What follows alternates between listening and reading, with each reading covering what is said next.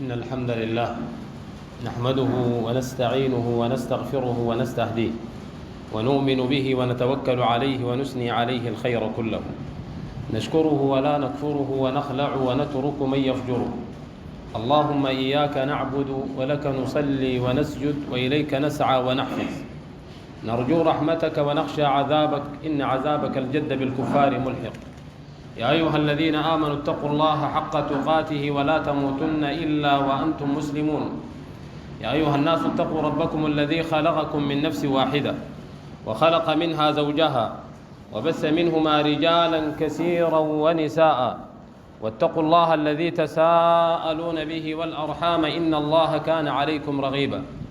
وبعد، أحبتي في الله، فلا شك أن أصدق الكلام كلام الله جل جلاله، وخير الهدي هدي النبي عليه الصلاة والسلام، وشر الأمور في الدين محدثاته، وكل محدثة في دين الإسلام بعد اكتماله بدعة، وكل بدعة ضلالة، وكل ضلالة في النار. أجارنا الله وإياكم من النار ومن غضب العزيز الجبار. وبعد، في خطبتنا هذه بحول الله وقوته ومنه وتوفيقه وكرمه نقف مع خلق من الأخلاق الحميدة وصفة من الصفات المجيدة التي دعا الإسلام أتباعه من المسلمين لأن يتخلقوا بها وأن يتصفوا بها وأن يعملوا بمقتضاها. هذه الصفة أو هذا الخلق من الأخلاق راحة للمسلم في الدنيا، فيعيش هانئ البال طيب النفس عزيزا كريما بين إخوانه ومجتمعه. هذا الخلق هو خلق القناعة، ولا شك أن كثيرا منا يفتقده هذا الزمن. الغني ليس راضيا بما عنده، والفقير متعبا يريد المزيد، وكلا الفريقين في تعب شديد. ولا شك أن المسلم عباد الله هو الذي يتخلق بهذا الخلق لكي يصفى ضميره ويكون قلبه نقيا وسريرته صافية تجاه إخوانه المسلمين. ومن يعيش هذه الأخلاق الطيبة كما أمر الله عز وجل وحث عليها نبينا عليه الصلاة والسلام، فإنه يعيش مرتاح البال هانئ النفس طيب القلب قرير العين، يعيش حياة سعيدة، كما قال الله تبارك وتعالى: من عمل صالحا من ذكر أو أنثى وهو مؤمن. مع العمل الصالح قبل ذلك توحيد الله عز وجل، يكون موحدا لله، وليس التوحيد بمعناها نطق الشهادة هكذا مجرد النطق، إنما توحيد في كل شيء، توحيد في أسماء الله وصفاته، وأن الله عز وجل بيده كل شيء، وأن ما جاء للمسلم لم يكن ليخطئه، وأن ما أخطأه لم يكن ليصيبه، فيكون المسلم راضيا بأقدار الله وأحكام الله عليه، وبالتالي يعيش حياة مطمئنة، يكون راضيا بما قدره الله وبما قسمه الله وبما أجراه الله عليه من الأقدار، وبالتالي يتحقق معنى الإيمان، أن تؤمن بالقضاء والقدر خيره وشره من أصناف الإيمان الستة. ولذلك من عمل صالحا من ذكر أو أنثى وهو مؤمن فلنحيينه حياة طيبة. قال علي بن أبي طالب وابن عباس رضي الله عنهما: الحياة الطيبة هي القناعة التي يرزقها الله عز وجل للمسلم وللبشر من عباده المؤمنين في الدنيا، فيكونون مطمئنين غنوعين بما آتاهم الله، لا يحسدون الناس على ما آتاهم الله من فضله، لأنهم يعرفون أن الذي قسم الأرزاق هو الذي خلق الأشداق أو شدق الأشداق، وهو ربنا تبارك وتعالى. قد قسم هذه الأرزاق قبل أن نخلق، وقد أجراها في اللوح المحفوظ قبل أن نكون أحياء تمشي على هذه الأرض، وبالتالي هم يكونون مطمئنين، لا يجزعون لقلة الرزق ولا يتكبرون بكثرته، وإنما يعيشون في كلتا الحالتين بطمأنينة وسعادة ورضا وانشراح صدر وراحة بال وعدم حسد للآخرين وعدم تمن بما عند الناس. ولذلك قال الله عز وجل: نحن قسمنا بينهم معيشتهم في الحياة الدنيا. هو الذي قسم الأرزاق هو الله. وقال الله عز وجل: ولا تتمنوا ما فضل الله به بعضكم على بعض، للرجال نصيب مما اكتسبوا وللنساء نصيب مما اكتسبنا، وإن كان لا بد الإنسان أراد رزقا واسألوا الله من فضله. فهذه قسمة الله، وهذا تقدير الله الذي قدر الأرزاق وينزلها بقدر معلوم في كل يوم وفي كل ليلة وفي كل زمن يقدر رزق العباد. ولذلك المسلم يرضى بما قدره الله وبما قسمه الله، ولا يمد عينه فيما عند الناس، لأن هذا يجلب في قلبه حزنا وألما وكمدا، وكأنه يعترض قد على قسمة الله وعلى أقدار الله. الأداكم بالكوريج يدينا بالمعلقة، أو هكذا يقول بعض الناس، وهذا مخالف للإيمان بالقضاء والقدر، ومخالف للرضا بما قسمه الله وقدره. وبالتالي يتولد في المجتمع نوع شرك في الأرزاق، فيذهب بعض الجهلة وبعض ضعفاء النفوس لما يروا نعم الله على بعض الناس يحسدونهم في هذه النعم، فيأخذون معهم أساليب كفرية من الذهاب للسحرة والدجالين والمشعوذين، يريدون أن يشتتوا حياتهم وأن يفرقوا جمعهم ومالهم، وهذا لا شك مود بصاحبه إلى نار جهنم والعياذ بالله. والذي يفعل هذه الأفاعيل من الذهاب للسحرة والمجرمين العرافين فإن له ليس له جنة في الآخرة، وبل أعماله الصالحة التي يعملها تحبط. قال الله عز وجل: لئن أشركت ليحبطن عملك ولتكونن من الخاسرين، بل الله فاعبد وكن من الشاكرين.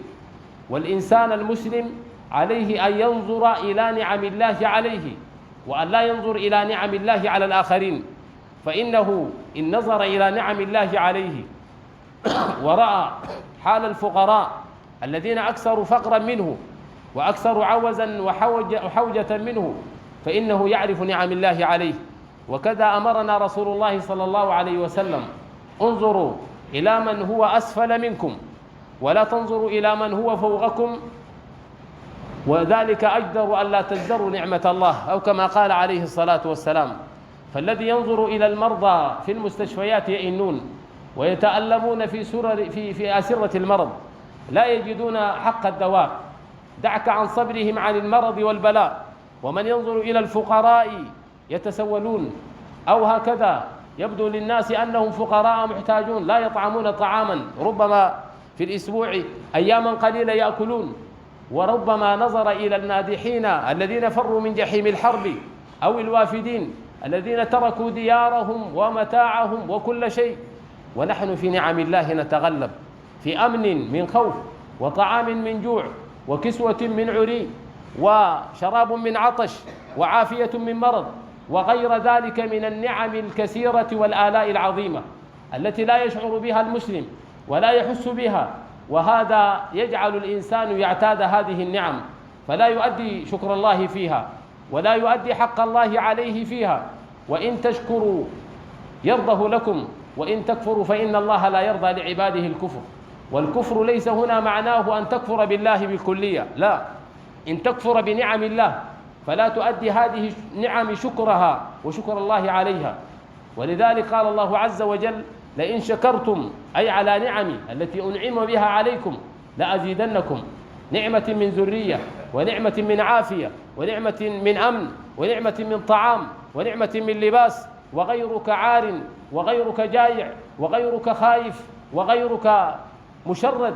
ولذلك على المسلم أن ينظر إلى هذه النعم، وينظر إلى من هو خيره يفتقد هذه النعم، بين أزيز طائرات وقصف مدافع ودبابات وحروب مشتعلة، ونحن ننام الليل كله لا يوقظنا أزيز طائرات ولا ضرب رشاشات ولا غير هذه النعم.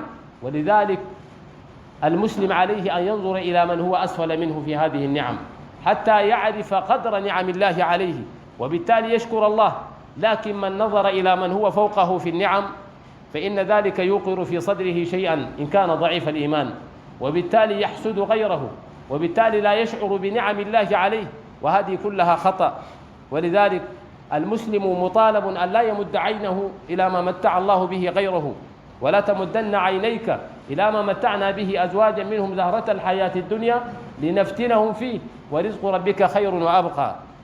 فالمسلم مطلوب ومأمور شرعا أن يعرف نعم الله تبارك وتعالى عليه، والقناعة هي الاجتزاء باليسير من الأغراض التي يحتاج إليها الناس، يعني أن تكتفي بشيء يسير مما آتاك الله عز وجل ومما تحتاجه أنت، تكتفي به وتقنع بما آتاك الله، ولا تطلب المزيد إلا منه سبحانه وتعالى، ولا تمدن عينيك ولا تنظر إلى ما عند الناس، فبالتالي يعني يتولد في قلبك حقدا وحسدا أو طمعا أو غير ذلك من الأخلاق السيئة والرذيلة.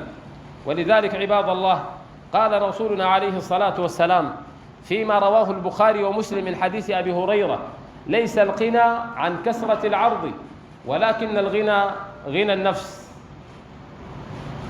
الغنى ليس بكثرة الأموال وكثرة المعروضات ممن يمتلك السيارات أو العقارات أو يمتلك الزراعات والحواشات أو غيرها من الأموال، إنما الغنى الحقيقي غنى النفس. قد تجد من من الله عليه بهذه الأموال الطائلة والثروات الكثيرة غير أنه متعبا مرهقا مشتت البال دائما في قلق دائم وتفكير مستمر، تجده حزنا يفوت الصلاة دون الصلاة مشغولا بما آتاه الله من مال. هذا ليس غنيا، بل هذا أفقر الناس، لأن هذا المال الذي أعطاه الله عز وجل شغله عما هو أسمى وأعلى، وما هو أسمى وأعلى هي جنة الله. ألا إن سلعة الله غالية، ألا إن سلعة الله الجنة. فالمسلم الحق هو الذي يغني الله قلبه ويجعله غني النفس بما آتاه الله. فليس الغنى عن كثرة العرض ولكن الغنى غنى النفس، أو كما قال النبي عليه الصلاة والسلام. ولذلك قيل قديما أن القناعة كنز لا يفنى، وحقيقة الكنوز هي غالية لأنها جواهر نفيسة ودررا ثمينة، وبالتالي هذه القناعة بمثابة الذهب والألماس، فهي كنز من الكنوز، والذي رزقها فقد رزق خيرا كثيرا، لأنها تقيه من شرور الناس، من ذلهم، من التحوج إليهم والافتقار إليهم والتذلل إليهم. إنما يكون عزيز النفس مقتنعا بما آتاه الله، مرتاح البال، طيب النفس، ومستقر القلب مطمئنا. أيضا في حديث آخر رواه مسلم في صحيحه من حديث عبد الله بن عمرو بن العاص قال النبي عليه الصلاة والسلام: قد أفلح من أسلم. المسلمون هم المفلحون عند الله، وإن كانوا في أحوالهم فقراء، وإن كانوا في هيئتهم بسطاء، لكنهم عند الله هم المفلحون. قد أفلح من أسلم ورزق كفافا، رزق كفاف يكفيه، ليس عنده فائضا من المال كثيرا، وليس محتاجا فقيرا، إنما حال مستور كما يقال. رزق كفافا وقنعه الله بما آتاه. هذا أعظم شيء، أن تكون مقتنعا بما آتاك الله، فهذا هو المفلح عند الله عز وجل، وهو المفلح في الدارين، وهو المطمئن والسعيد في الدنيا والآخرة. وأيضا في حديث عبد الله بن محسن الخطمي الذي رواه الترمذي قال النبي عليه الصلاة والسلام: من أصبح منكم آمنا في سربه معافا في بدنه يملك قوت يومه كأنما حزت له الدنيا. وهذا ما ذكرناه في بداية الخطبة، أن كثيرا من الناس يفتقد هذه النعم الآن، يبحث عن طعام يقيه الجوع، ينتظر مساعدات تلقى من الجو كما حال أهلنا في غزة. نسأل الله أن يفرج عنهم وعن جميع المسلمين، آمين يا رب العالمين. وغيرك يفتقد الأمن والأمان، ربما ينام ويصبح كومة من التراب عليه وهو ميت تحتها، عمارات تهد على رؤوس ساكنيها، في حرب لا يتقي الله أهلها ولا يخافون لومة لائم في الدنيا، ويفعلون ما يريدون من تدمير لهؤلاء المسلمون المستضعفون، فنسأل الله أن يكون لهم عونا ونصيرا وردءا وظهيرا، آمين يا رب العالمين. وغيرك يفتقد الطعام، ربما يبحث في الأرض ويحفر حتى يجد باقي طعام أو باقي زراعة من العام الماضي يأكله، ونحن نأكل 3 وجبات أو 4 أو يزيد، معها عصائر وغير ذلك من النعم، وفي أمن وفي عافية تملأ أبداننا. ليس أحدنا يئن أو لا يجد الدواء في المستشفى، ولذلك إن عافاك غناك كما تقول الحبوبات. وهذه النعم على المسلم أن يستذكرها، وأن ينظر إلى المرضى، وأن ينظر إلى الفقراء، وأن ينظر إلى الهاربين من جحيم الحرب، حتى يعرف نعم الله تبارك وتعالى عليه. ولذلك الأحاديث الدالة على القناعة وعلى المسلم أن يرضى بما قسمه الله وقدره عليه أكثر من أن تحصى. ولذلك كان رسولنا صلى الله عليه وسلم أكثر الناس قناعة وأكثر الناس زهدا في هذه الحياة الدنيا، لأنه عرف حقيقتها وعرف قيمتها. ولذلك روت أمنا عائشة لابن أختها عروة بن الزبير، ابن أختها أسماء عروة بن الزبير رضي الله عنه، قالت: إنا كنا لنعيش 3 أهلة في شهرين لا يوقد في بيتنا نار. شهرين نار ما تولع، ما في أكل يطبخوه. قال: وما كان طعامكم يا خالة؟ قالت: كنا نأكل الأسودان، الماء والتمر. هذا أفضل بيت على الكرة الأرضية منذ أن خلقها الله إلى قيام الساعة، يعيشون شهرين ماء وتمر ليس إلا. ولكنها استذكرت شيئا، قالت: غير أنه كان لرسول الله صلى الله عليه وسلم جيران ولهم منايح، أي أغناما وبهائما فيها لبن، فكانوا يمنحون رسول الله فيسقيانه أهل بيته فقط. الثالث من الطعام لبن وتمر وماء، شهرين. من منا الآن يعيش هذه العيشة؟ ومن منا الآن يصبر على هذا الوضع والحال؟ ومن منا يتأقلم على هذا الوضع؟ من نساء ربما طلبت الطلاق بضيق الحياة، أو رجل لم يتحمل هذا الوضع وقام بأذية أهله وشتمهم، ولا يتعايشان في هذا الوضع الذي يراه الناس كالحا وفقيرا ومتعبا، غير أن رسول الله صلى الله عليه وسلم وأزواجه مع هذا الحال المبسط كانوا أسعد الناس، لأنهم كانوا أقنع الناس. ولذلك وصية الرسول صلى الله عليه وسلم لأبي هريرة ولأمته عامة: يا أبا هريرة، كن ورعا تكن أعبد الناس، وكن قنعا تكن أشكر الناس. أشكر الناس من كان قنوعا، لأنه يقتنع، فإذا سألته عن حاله حمد الله كثيرا، وإذا ذكرت له حال غيره شكر الله كثيرا، فتراه بين شكر وحمد لله، دائما يستذكر نعم الله، لأنه رضي قلبه بما آتاه الله، فكان أكثر الناس شكرا. والورع هو الذي يكون أعبد الناس، يتحرى الحلال، يبتعد عن الحرام، يسأل يستفسر عن كل مسألة، عن بيع وشراء، لا يدخل في هذه البيوع قبل أن يعرف حرمتها وحلتها. وهذا أعبد الناس، لأنه يريد أن يأكل حلالا وأن يطعم أبناءه وذريته حلالا. ولذلك كن ورعا تكن أعبد الناس، وكن قنعا أي قنوعا تكن أشكر الناس، كما قال النبي عليه الصلاة والسلام في وصيته هذه لأبي هريرة ولأمته عامة. نقف عند هذا الحد ونواصل بعد جلسة الاستراحة. أقول قولي استغفر الله لي ولكم فاستغفروه فيفوز المستغفرين.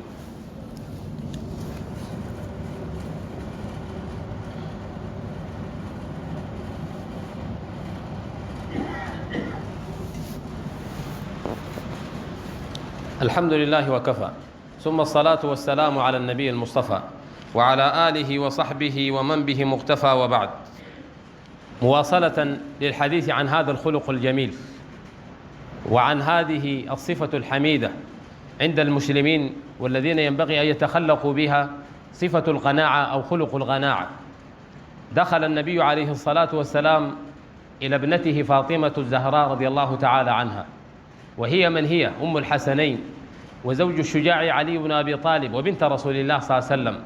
دخل عليها أبوها رسول الله صلى الله عليه وسلم، فناولته خبزة من شعير كانت تطبخه أو كانت تجهزه وتخبزه، فلما أكلها رسول الله صلى الله عليه وسلم قال: هذا أول طعام يأكله أبوك منذ 3 أيام.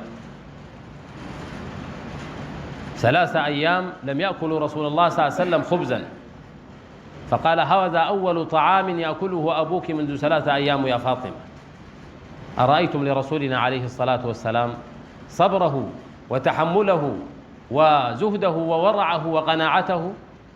فأي نبي أكرم منه، وأي إنسان أفضل منه، وهو الذي هو من هو. لو أنه سأل الله ملء الأرض وملءها 10 أضعاف ذهبا لأعطاه الله إياها، غير أنه اختار حياة هكذا. وكان من دعائه: اللهم اجعل رزق آل محمد غوتا، وفي رواية كفافا لا لي ولا علي. يريد أن يعيش غير مديون وغير مطالب، وأن يعيش حياة بسيطة. ولذلك كان أصحابه يقولون له: ألا ترى كسرى وقيصر وملوك الروم وفارس في نعيم؟ يقول: أما نرضى أن تكون لهم الدنيا وتكون لنا الآخرة؟ كما كان يقول عليه الصلاة والسلام.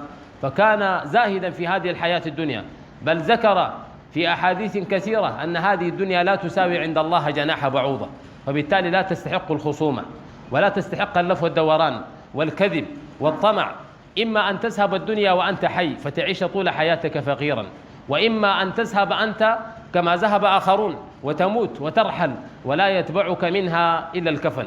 ولذلك في كلتا الحالتين هذه الدنيا حقيرة ذليلة بسيطة، وسميت دنيا ليست عالية، دنيا من الدناءة.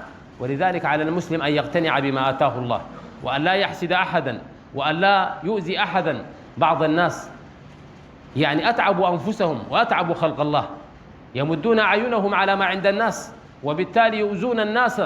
إذا رأوا رجلا وزوجته متفقين، أو رأى أسرة متماسكين، أو رأى نعم الله تتنزل على عباد الله، حسدوهم وبغضوهم وسلكوا مسالك شريرة ومسالك كفرية، وبالتالي خسروا الدنيا والآخرة. أما إنهم لو قنعوا بما آتاهم الله ونظروا إلى من هو دونهم في الخلقة والمال وغير ذلك لعرفوا نعم الله عليهم، ولما حسدوا أحدا، ورضوا واطمأنت نفوسهم وثبتت قلوبهم، لكنهم يعني محرومون من هذا النعيم، نعيم راحة البال والطمأنينة والقناعة. والقناعة كنز لا يفنى. ولذلك كان أبو هريرة رضي الله عنه يحلف بالله وهو يرفع إصبعه يقول: والله ما شبع رسول الله صلى الله عليه وسلم 3 أيام تباعا من طعام. تمر 3 أيام متتابعة على رسول الله صلى الله عليه وسلم وهو شبعان، قال: هذا لم يحصل.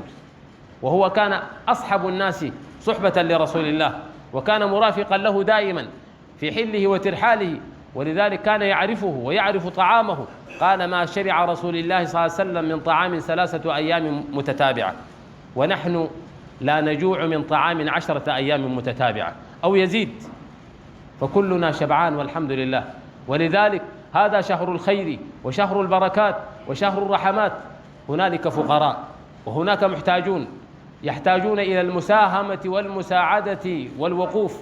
وهذه الأيام الأخيرة يجب علينا إخراج زكاة الفطر وإخراج الفدية لمن عجز عن الصيام، كان كبيرا أو مريضا أو عجز عن هذا الصيام لأسباب شرعية، كان يخرج هذه الفدية فيطعم بها الفقراء ويخرجها كفارة عن نفسه وعن لغوه ورفثه، وهذه تسد مسدا للفقراء والمساكين، تغني حوجتهم وتكفي مطلبهم وتحبب نفوس المسلمين فيما بعضهم وتربط المجتمعات.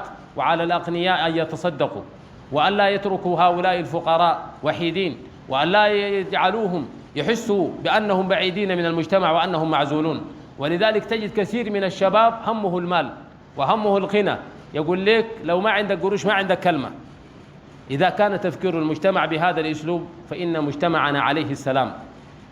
إذا كان صاحب المال هو الذي يتكلم، وصاحب المال هو الذي يقود، وصاحب المال هو الذي يترأس دون يعني أي صفة أخرى له من علم أو أدب أو احترام أو حكمة أو صدق أو عدل أو أمانة أو غير ذلك من الأخلاق والصفات، فقط المال، فهذه دنيا فانية.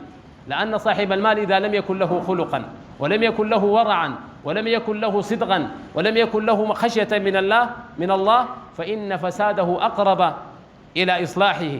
ألم تسمع قول الله عز وجل: وإذا أردنا أن نهلك قرية أمرنا مترفيها. الذين مترفين بالنعم أمرهم الله ففسدوا وفسقوا في هذه القرية، فحق الله عليها العذاب ودمرها تدميرا. لا يكون مقياس الناس الأموال فقط، إنما يقاس الناس بالأخلاق، بالدين، بالثبات، بالصدق، بهذه الأخلاق التي هي تقيم الرجال قبل النساء وتهذب النساء قبل الرجال. ولذلك علينا أن نبذل كل ما عنده من العلم ينفق، من المال ينفق، من العمل والضراع والجهد يساهم وغير ذلك، فيتكافل الناس ويكون مجتمعنا مجتمعا متماسكا مترابطا في هذا الزمن الذي تفرغت فيه الأمة وتشتت شملها وأصبحت ضعيفة حقيرة ذليلة أمام المجتمع الكافر، لا تقوى على دفع الضر عن إخوانها في غزة، أو دفاع عن أعراض انتهكت، أو عن أموال نهبت وسرقت. وهذا ذل نعوذ بالله منه وخذلان نستعيذ بالله من شره. ولذلك علينا أن نعود إلى كتاب الله وإلى سنة النبي عليه الصلاة والسلام، وأن نتحسس الفقراء حقا الذين لا يسألون الناس إلحافا، فيحسبهم الجاهلون أغنياء من التعفف وهم ليسوا كذلك. ولذلك علينا عباد الله أن نقنع بما آتانا الله، وأن نبحث عن هؤلاء المتعففون الذين أخفتهم الجدران عنا وأخفاهم الحياء عن أعيننا، فنذهب إلى أهل المشورة والذين يعرفون هذه الأصناف فنخرج زكاتنا ونعطيهم إياها ونتصدق عليهم، عسى الله أن يرحمنا بما نمده إليهم، وهو في الأخير والأول هو من نعم الله علينا، ولولا أنعم الله علينا لما استطعنا أن نخرج شيئا. اللهم اهدنا فيمن هديت، وعافنا فيمن عافيت، وتولنا فيمن توليت، واصرف اللهم عنا برحمتك شر ما قضيت. اللهم أقنعنا بما أتيتنا، اللهم قنعنا بما أتيتنا، اللهم قنعنا بما أتيتنا من نعم، وأعنا على ذكرك وشكرك وحسن عبادتك يا رب العالمين. اللهم اغفر للمؤمنين والمؤمنات، المسلمين والمسلمات، الأحياء منهم والأموات، إنك سميع غريب مجيب الدعوات يا رب الأرض والسماوات. اللهم تقبل منا صالح أعمالنا، اللهم تقبل منا صالح أعمالنا، اللهم تقبل منا صالح أعمالنا، واغفر لنا سيئها يا رب العالمين، واغفر لنا سيئها يا رب العالمين، واغفر لنا سيئها يا رب العالمين. اللهم إنا نسألك الجنة ونعوذ بك من النار. اللهم إنا نسألك الجنة ونعوذ بك من النار. اللهم إنا نسألك الجنة ونعوذ بك من النار. اللهم كن لشرفاء جيشنا السوداني ومقاتلي غزة يا رب العالمين عونا ونصيرا، ردءا وظهيرا. اللهم أمتنا السودانية والفلسطينية خاصة والإسلامية عامة أبرم لهم أمر رشد يعز فيه أهل طاعتك ويذل فيه أهل معصيتك، ويؤمر فيه بالمعروف وينهى فيه عن المنكر يا رب العالمين، ويحكم فيه شرعك ويعز فيه أولياؤك ويذل فيه أعداؤك يا رب العالمين. وآخر دعوانا الحمد لله رب العالمين. سبحانك اللهم بحمدك، أشهد أن لا إله إلا أنت، استغفرك وأتوب إليك.